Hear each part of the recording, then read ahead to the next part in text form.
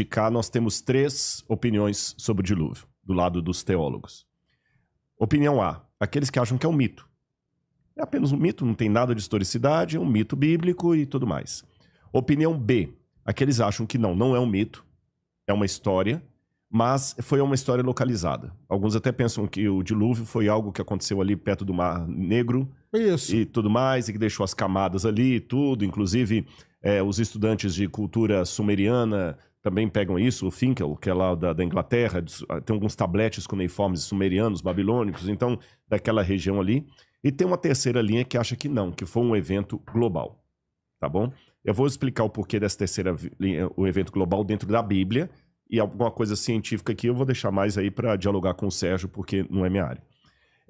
O que eu posso dizer assim, para quem, vou de trás para frente, para quem defende que o dilúvio foi algo universal, dentro da Bíblia nós temos alguns elementos. Em primeiro lugar, Jesus tratou o dilúvio como algo universal. Tanto é que ele compara a universalidade da vinda dele aos dias do dilúvio. Então, quer dizer, se o dilúvio não for universal, então Jesus também estava equivocado. E do ponto de vista teológico, questionar Jesus, você pode questionar até o Moisés, mas questionar Jesus, para quem é cristão, é claro, é um negócio meio complicado. O apóstolo Pedro falou, comparando de novo a volta de Jesus, vocês estão achando que está muito demorada, mas lembra que aquele tempo, aquele mundo pereceu nas águas, etc, etc. Então, biblicamente, pelo menos pelo meu ponto de vista, é complicado em termos hermenêuticos, não estou falando da ciência, estou falando biblicamente, você justificar um dilúvio local na Bíblia. Se eles estavam equivocados... Mas esse universal, ele é uma tradução do que foi dito na época? Porque o que era universal para eles era a região deles, né? Exatamente. Ou eles já tinham essa visão do universal ser algo muito maior? Como que era? Essa pergunta é muito boa, porque vai ter teólogos que vão dar justamente esse argumento seu. Quando eles falavam o mundo inteiro, eles estavam falando do mundo habitado que eles conheciam. Mas, compreendendo que o profeta está contando uma história que lhe foi revelada pelo Espírito Santo, ele entende que mundo é mundo. É mundo mesmo, tá, entendi. Tá certo? Como Jesus, quando falou que a volta dele vai ser um evento mundial, o mundo todo. Ele falou que o evangelho ia ser levado a todas as nações, o Apocalipse fala de todas as tribos, línguas, povos. E a descrição do Gênesis do dilúvio, ela tem uma catástrofe realmente que pega o planeta inteiro, que fala que as comportas do céu se abriram e de baixo também. A descrição hebraica do Gênesis é um aguaceiro que vem de cima e de baixo. Então não é uma mera chuva, não é uma mera inundação. Por isso que eu tenho uma galera que faz a interpretação do tsunami. Por quê? Porque a tsunami é uma onda muito grande. Que ela cobre como vindo do céu. Então, se você estiver perto... Ainda bem que eu nunca tive, né? Mas se você estiver perto dela, é uma coisa que parece vir de cima também. Você pega um tsunami de 30 metros. Então por isso que você pega... Nossa. Por isso que é esse lance de interpretação que eu falo, exatamente. Né? E alguns pensam também assim, que a visão que eles tinham é que quando Deus criou a Terra, a água não estava aqui. A visão bíblica é que a água parece que foi trazida de fora, porque não tem um momento assim, que dia Deus criou a água. Só fala assim, no princípio criou os céus e a terra, aí Deus separa a água. Separa a água. E ao separar a água, surge uma porção seca e um pouco de água fica retido no céu. Então, biblicamente falando, a água não faz parte da criação da terra, mas foi uma coisa que Deus colocou aqui ou separou para que a terra surgisse. Até parece que tem alguns da área científica, você corrige aí, que parece que também trabalham com a hipótese que a água veio do espaço. A água é um dos grandes problemas que a gente tem, que a gente não sabe exatamente qual a origem da água. Então, assim, ela pode ter vindo de asteroides, só que se você fizer a conta com asteroide, a conta não fecha. Ela pode ter vindo de cometa, uma parte, também não fecha, mas a Terra pode ter nascido molhada. Uma parte da água pode ter vindo... Porque hoje a gente já descobriu... É o que ele falou.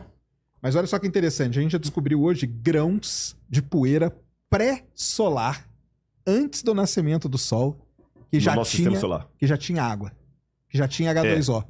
E a molécula de água, a gente sabe que ela é uma molécula que ela tem muita no universo. Entendeu? Então, só que também não fecha. Se você pegar só a Terra molhada, não fecha. Lembrando que a Terra não é um planeta que tem muita água. A proporção de água na Terra com relação à massa da Terra é muito pouquinha. Por isso que nós somos um planeta rochoso. Coberta, parece que a Terra, planeta água, aquela música do... Por isso que eu falo que é do Ivan, não, é do... Linda música, aliás. Guilherme Arantes. Guilherme Arantes. Terra, Planeta Água é a música mais errada que tem. Porque, na verdade, eu acho a música tão bonita. Você tirou uma... É porque a superfície da Terra, 70% é coberta por água. Mas se você fizer a relação de massa... mas ela é... É lógico. Se você fizer a relação de massa da Terra, de rocha e de água, por isso que a Terra é um planeta rochoso. Verdade. Não é um planeta aquoso, né? É um pouquinho só de água que tem. E boa parte desta água... E aí entra uma confusão, cara. Tem gente que tá me xingando até hoje na internet. Porque saiu o seguinte, e aí também é culpa do cientista, tá? Fazendo um parênteses aqui, depois o Rodrigo vai continuar falando ali. Falaram, um dia saiu uma matéria assim, existe água equivalente a não sei quantos oceanos no subterrâneo da Terra. Não sei se chegou a ver essa matéria dessa. Aí o pessoal, tá aí, ó. Um lençol freático quase infinito. Falaram que é isso. Olha aí, ó. Olha a água da Bíblia aí, ó. Que você falou que não existia. Pá, não sei o quê. Aí tem que explicar pra galera, que é o seguinte. A lava vulcânica, ela tem muita água. Obviamente. Porque a rocha está derretida, forma-se H2O.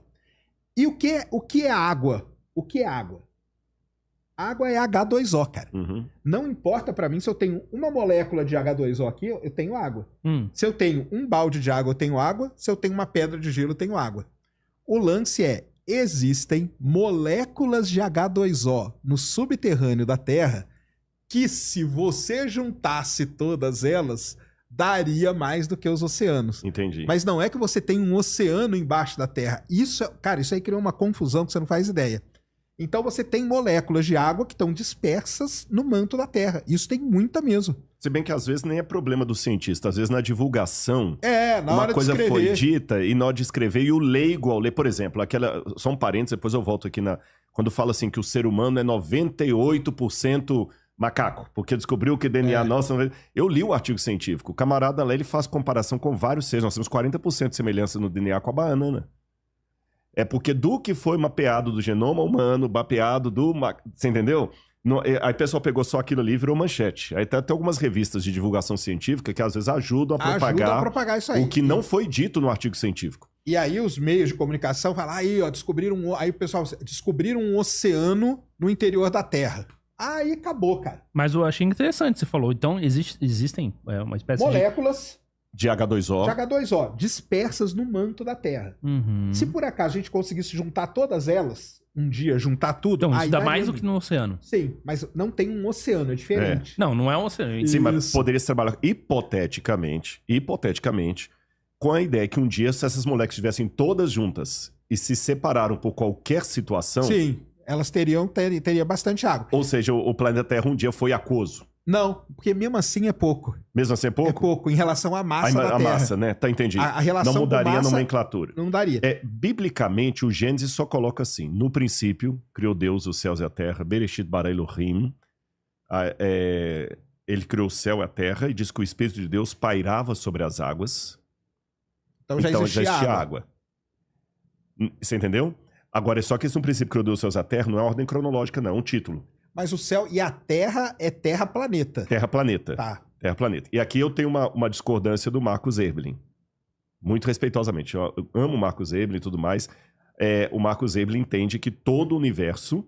Hoje ele vai fazer uma live me xingando. Não vai não, porque que Deus esteja com você aí, Marcos. Que todo o universo tem milhares de anos. É um universo curto. O universo jovem. Terra jovem, né? Não Terra. Universo jovem. Universo jovem. Eu trabalho com a possibilidade que o universo pode ser longevo e a vida na Terra ser mais curta. Nem a planeta em si. Por quê? Porque, como eu falei, no princípio criou Deus os céus e a terra, isso é um título. Não é o primeiro passo. O primeiro ato. Agora eu vou te contar como é que Deus criou o céu e a terra. Então, aí o Espírito de Deus pairava sobre as águas e a terra, no hebraico, diz que ela era sem forma e vazia. Vavorro, vatorro. Sem forma e vazia. O que é isso? Aí tem toda uma questão dos hebraístas para tentar entender. Era uma coisa assim que não muito formatada. E ao fazer a separação de águas, surgiu a porção seca. É isso que a Bíblia diz. Ao fazer a separação de águas, surgiu a porção seca. Mas ao surgir a porção seca, uma parte dessa porção seca ficou no entorno do planeta e outra parte ali. E o dilúvio consistiu em quê? em que uma parte dessa porção que estava aqui caiu e provocou o dilúvio, e outra parte que estava no subsolo subiu, as duas se encontraram, inundando tudo, né? É isso que a Bíblia diz. Agora, vamos lá, alguns detalhes também. Por que não pode ser localizado? Deus prometeu a Noé que nunca mais ele mandaria um dilúvio à terra. Inundação tem uma atrás da outra. Sim. Se o dilúvio foi apenas uma inundação... Eu estou falando do ponto de vista bíblico, não entendo do ponto de vista científico, né? Se o dilúvio foi apenas uma inundação local, então o Deus da Bíblia é um mentiroso. Entendi. Porque ele prometeu a Noé que ele não mandaria mais um dilúvio sobre a terra. Inundação tem a torta e a direita. Eu estive no Rio Grande do Sul lá, eu vi o que aconteceu lá no Rio Grande do Sul, então Deus mentiu. Então, do ponto de vista exegético, justificar um dilúvio localizado é complicado. Justificar um dilúvio mitológico também é complicado, porque você está desmentindo Jesus. Então, não me sobra muita coisa, senão uma leitura nesse ponto literal de um dilúvio mundial. Agora, a partir disso aqui, eu tenho isso no texto, é a hora a gente levanta a cabeça para o lado do muro e começa a conversar com os geólogos e paleontólogos e tudo mais. Existe alguma possibilidade de alguma coisa assim? Aí, de novo, como leigo, o que eu tenho visto alguns sites, tem o Dr. Naor Neves, por exemplo, já aposentado, trabalhou muito tempo com paleontologia e geologia. Tenho também o Marcos Natal, que também era geólogo, formado lá na Universidade Federal do Rio de Janeiro, de Belo Horizonte. Eles trabalham com uma expressão que ela também tem várias explicações. Catastrofismo universal. Qualquer geólogo observa que houve uma catástrofe geológica que pegou o planeta todo. Aqui o debate vai bater apenas o seguinte: essa catástrofe aconteceu quando? E nós estamos falando de uma catástrofe que deu todos os resultados que nós temos, ou de várias catástrofes localizadas que me permitem esse cenário. Aí a leitura que alguns fazem, por exemplo, e Sérgio, o que eu for impreciso aqui me corrija, porque eu estou reproduzindo o argumento de outros. Beleza. Não é uma área de minha própria investigação. Você olha para a Lua tem aquelas manchas pretas ali que é magma. Rocha derretida. Mas a Lua não tem vulcão. Que magma é esse na Lua? Os astroblemas explicam uma parte disso. A Lua recebeu muitas pancadas de astroblemas. Não, mas a Lua teve muito vulcão. Teve vulcão no passado, né? Muito vulcão. Mas nem todos, alguns são de crateras mesmo, de pancadas. Não, o magma lá é de vulcão mesmo. De vulcão mesmo? Porque a Lua teve uma fase da sua evolução ali, que ela teve um negócio chamado Oceano Global de Magma, que era no interior dela. E a Lua teve muito, muito vulcanismo. Tanto que hoje a gente identifica domos vulcânicos na Lua. Então a gente consegue ver os dominhos em algumas partes, e aí com isso a gente fez uma estatística e sabe que aquele magma lá, que lá foi um derramamento basal, né? Os mares, né? Que a gente chama, que são as manchas pretas, são de vulcões. Mas mesmo. E não teve nenhum derramamento basal ocasionado por um astroblema que chocou com ela?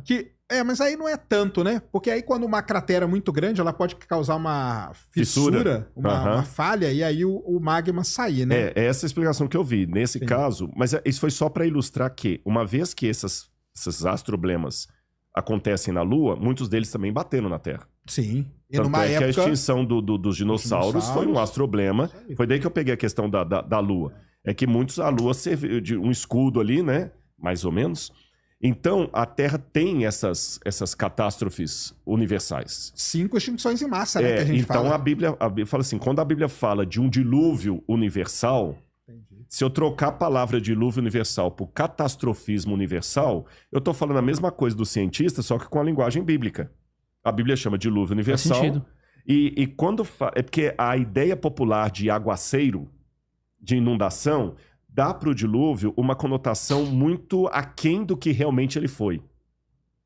Porque se eu entender que o dilúvio foi a ira de Deus caindo sobre o mundo, não foi só uma chuvinha inundando tudo e a arca de Noé flutuando ali. Foi uma coisa de ira mesmo, de caos. Tanto é que Pedro fala que os céus estão entesourados para a destruição, que vai ser a volta de Jesus. Então, realmente causou a extinção de muitos animais, cadeias de animais inteiras, dinossauros, e tsunamis fazem parte desse modelo, sim. Astroblemas, pancadas. Por isso que eu citei a palavra astroblema aqui, apesar do meu equívoco dos vulcões na Lua, eu não tinha essa informação. mas aqui bateram astroblemas com tsunamis, talvez de 30, 40 metros de altura, varrendo tudo aqui. E essa catástrofe, ela foi tão emblemática que, aí é uma questão de fé, pelo Espírito Santo, aqueles que sobreviveram foram contando. Aí 2 elementos mais para dar a oportunidade do Sérgio também colocar o contraponto dele. De novo, estou explicando como leigo. Parece-me que em geologia há 2 tipos de fenômenos. Os ordinários e extraordinários. Ordinários é aquilo que está acontecendo todo dia, mas eu não consigo acompanhar. Eu não consigo ver. Esse prédio aqui está tendo uma erosão. Se ninguém der manutenção nesse prédio, não sei, vou chutar um número aqui, quem sabe daqui a 200 anos ele vai colapsar. Porque é o efeito ordinário da erosão. Porém, se tiver um terremoto aqui, esse prédio vai cair em 2 minutos. 2 minutos. O terremoto é um efeito extraordinário. Então, o efeito extraordinário, ele provoca num curto espaço de tempo que o ordinário demoraria séculos para provocar. Então, trabalhando com a hipótese que pode ter havido um catastrofismo bíblico que provocou uma extinção em massa, queda, acúmulo de terras, barreiras, sufocamento, produção. Então, pode ser, a hipótese é que algumas leituras geológicas que são interpretadas em termos ordinários podem ter sido extraordinários. Entendeu? Aí é um assunto que vai ficar desleal se eu discutir com o Sérgio, porque a minha área é pequena nesse sentido, mas, por exemplo, muitos fósseis não demonstram aparência de milhões e milhões de anos para se fossilizar, porque você tem um animal que parece que ele foi fossilizado comendo um outro, caçando, um peixe assim com a barbatana ainda aparecendo, coisas que desapareceriam num processo longínquo. É mais ou menos por aí que vai a argumentação. Agora, é lógico. E o último ponto que eu ia mencionar. Quando você vai agora na área da arqueologia e procura os primeiros escritos da humanidade, que até a Segunda Ordem a escrita foi inventada na Suméria, os sumérios foram formidáveis. Os sumérios inventaram a roda, a agricultura, a cidade com muros. Agora, não sei se eu falo inventaram ou descobriram a matemática. A matemática é sempre essa questão, né? Ninguém sabe. Entendeu? A matemática, a economia e a escrita. Aí, quando você vê os primeiros documentos da humanidade, o que os sumérios contam que eles são? Eles falam que eles são descendentes daqueles que sobreviveram ao grande dilúvio. E que os ancestrais deles, aí que vem o épico do Gilgamesh, Utnapishtim, Ziusudra, esses textos sumerianos do dilúvio, babilônicos também, Atrahasis, que são os nomes que eu chamo o Noé diluviano, o Noé babilônico. E é muito interessante a similaridade com a história que a Bíblia vai contar depois. A única diferença é que um salvou animais, o outro salvou plantas, levou sementes. Entendi. Sabe? E que ele soltou a pomba e o corvo para ver se as águas baixaram. E que essa arca pousou em algum lugar perto da região de Urartu, que não é o Monte Ararat. Urartu é uma cordilheira enorme, maior do que os Andes. E que os que entraram na arca moravam num paraíso chamado Edenu, ou Edim. Do Éden, né? Que é Éden em hebraico, Edenu em sumeriano. Certo? Aí alguém pode falar, então a Bíblia plagiou esses mitos. Não, porque quando você analisa literariamente a Bíblia com esses mitos, há muitas contradições que não aceitam. E uma delas é que a Bíblia é monoteísta. Todos os mitos são politeístas. Outro detalhe é que um mito, quando plagia um outro mito, ele sempre amplia o embelezamento da história. A Bíblia, ao contrário, ela resume, ela tem muitas lacunas, muita falta de informação. E outros argumentos que eu podia dar aqui. E ainda que eu mesmo assim falar, não, mas pode ser que a Bíblia plagiou. A história do dilúvio não está restrita apenas ao Oriente Médio. Existem mais de 300 culturas fora do Oriente Médio que contam a história de um dilúvio que estava no bojo do início da humanidade. Se você for aqui no México, Montezuma, Teotihuacan, eles contam a história do dilúvio. Entre os índios maias, você tem a história do dilúvio. Na Índia, você tem. Na África... Mas aí seria na mesma época? Oi? Não dá pra saber. Não, os mitos são de épocas diferentes. Mas, assim, são todos, assim, longevos. E na época de James Fraser, que trabalhava com a mitologia comparada, partia do início que houve um mito do dilúvio que desencadeou todo, mas isso está abandonado na academia hoje. Entendi. Hoje está mais fácil pensar o seguinte: houve um evento histórico de proporções realmente traumáticas e universais, e os povos que surgiram depois remetem a esse movimento. É mais lógico pensar assim do que falar assim: você copiou o Sérgio e eu copiei você. Você entendeu? O Júnior copiou o Sérgio, eu copiei o Júnior. Então, assim, se o dilúvio foi apenas um evento localizado no Oriente Médio, os mitos do dilúvio deveriam estar restritos àquela área geográfica. Sim. E não em todo o planeta. E nem tem nenhuma influência de missionários nem nada, porque os descobridores já encontravam índios daqui das Américas contando essas histórias. Exatamente. No Peru, os incas já tinham essas histórias. Então, isso foi tão forte que até o Levi Strauss, que era ateu, falou: eu realmente não tenho explicação isso. Como os mitos da Bíblia estão espalhados em povos que não tiveram nenhum contato com a cultura que produziu a Bíblia. Mas isso é uma leitura que eu fiz aqui, alguma coisa que eu tentei falar da área do outro aqui, eu espero não ter falado muita bobagem. Pode ser um evento global, pode ser mesmo, porque a Terra passou por 5 extinções em massa, né? Boa parte delas são ligadas a vulcanismo. Boa parte delas. Mudanças climáticas muito sérias, né? E quando você tem um grande impacto, se ele foi no oceano, porque aí tem chance, a chance maior é que bata, né? Porque como é 70% da superfície é água, aí pode mesmo ter marcado em vários lugares e cada cultura ter sentido aquilo, relatado aquilo de um jeito e que no final você chega mais ou menos na mesma história, né? Isso aí faz muito sentido mesmo. É a maneira como nós vemos. Mas também, mesmo do lado de cá, viu, Sérgio, existem muitos pontos obscuros também. Não. Por exemplo, eu não consigo explicar nesse modelo bíblico os cangurus na Austrália. Entendi. Porque ele tá muito... Você não tem... Porque se for por assim, eles têm que ter saído da arca e... Ah, sim, claro. Ocupado. Então tem também... Mas são mistérios que qualquer saber científico vai ter também. Sim, são mistérios. Aí a arca, a sua interpretação da arca é o quê? Que aquilo lá é um sentido figurado ou é um negócio real mesmo? Como eu acredito na historicidade bíblica, eu acredito que houve Noé, houve a família dele e houve a arca. O lance é assim, salvou um casal de cada... Um casal de cada espécie. Aí começa a entrar numa parte mais... Aí entra um detalhe que eu vou ter que apelar para a fé no seguinte sentido. Não é o Deus das lacunas. Vou colocar da seguinte maneira. Eu não sei como é que opera o celular. Eu não sei como é que opera. Mas eu sei que ele consegue, às vezes, ouvir o que eu tô falando e começa a aparecer o algoritmo mandar a propaganda daquilo para mim. Como é que aquilo acontece, eu não sei. Se eu não tiver um celular na mão e eu for contar isso para um índio ou para alguém aí, eu falo assim: como é que você sabe? Eu falo: não sei como é que funciona, não. Eu sei que é assim. Se você tiver, vai funcionar. Por que você sabe? Lá, né? Eu não sei como que é, mas eu sei que foi. Eu vi o 2, foi um fiasco, né? O Autocompadecida 2 foi um fiasco. Então, o que acontece? Depende da autoridade que você atribui a quem está fazendo aquela afirmação. Eu não sei se está fazendo sentido o que eu quero dizer. Há muitas coisas que você não consegue provar nem explicar, porque foge ao seu espectro mental. Ah, sim. Mas a partir do momento que você confia na autoridade de quem fez aquela declaração, você fala assim. Entendeu? Por exemplo, eu não sei... vou dar um exemplo aqui agora. Eu não sei como é que foi parar vulcão na Lua. Eu não tenho a menor noção disso. A informação que eu tinha até hoje é que não tinha vulcão na Lua. O Sérgio mexe com isso há anos. Ele falou comigo assim: tem vulcão na Lua. Amanhã eu falo assim: pois tem vulcão na Lua. E se alguém falar assim: como? Impossível. Você acredita no negócio de ter vulcão na Lua? Eu não saberia argumentar.